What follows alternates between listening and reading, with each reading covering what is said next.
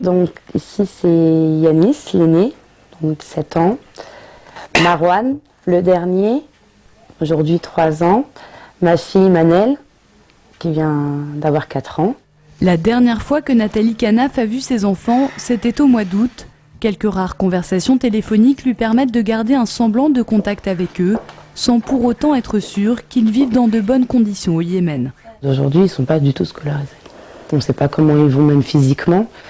C'est pas des informations fiables, puisque après, moi, je parle jamais avec un adulte pour pouvoir savoir concrètement comment ça se passe, est-ce qu'il y a besoin de certaines choses. Ils sont partis avec des affaires du mois d'août. Autre incertitude pour Nathalie, Yanis, Manel et Marwan vivraient chez la sœur de son ex-mari. Aujourd'hui, elle craint que ses enfants croient qu'elle les a abandonnés. Je suis inquiète parce que j'imagine pas les séquelles qu'ils vont garder, comment je vais faire pour leur redonner confiance. Et en la vie, et en la famille, etc. Quand eux, ils ont l'impression que nous, on est inactifs en fait. Et je suis inquiète aussi quand je vois l'attitude du gouvernement français.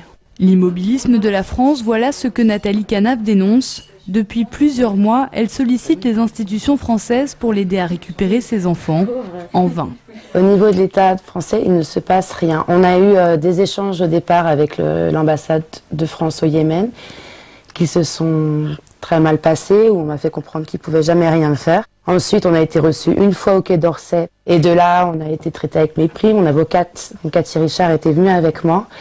Et elle a été, même elle, reçue, mais d'une façon lamentable. C'était vraiment, on avait l'impression d'être dans une 5e dimension. Nathalie Canaf peut compter sur sa famille et ses proches.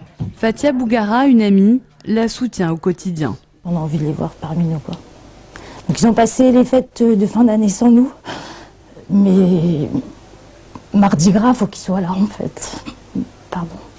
Face à l'immobilisme des autorités françaises, les deux femmes ont décidé de médiatiser l'affaire en créant un groupe sur Facebook, un site internet et une pétition en ligne. Sur Facebook, donc, vous avez le lien et vous cliquez sur le lien, vous allez sur mesopinions.com. Donc là, on voit bien, nous sommes à 122 signataires. J'espère que les gens vont se mobiliser. Ouais, le but, c'est qu'il y ait un maximum de signatures pour qu'on montre que c'est pas un cas isolé de 3 petits-enfants perdus dans un coin. C'est une cause, bon, c'est en effet moi, ma cause personnelle, mais c'est au-delà, c'est une cause nationale. Après, ça devient une partie intégrante de ce qu'on veut que notre France fasse, en fait. Aller chercher nos enfants quand il y a des soucis. Le combat de Nathalie Canaf continue. Elle sera prochainement sur les marchés et dans les centres commerciaux pour faire signer sa pétition.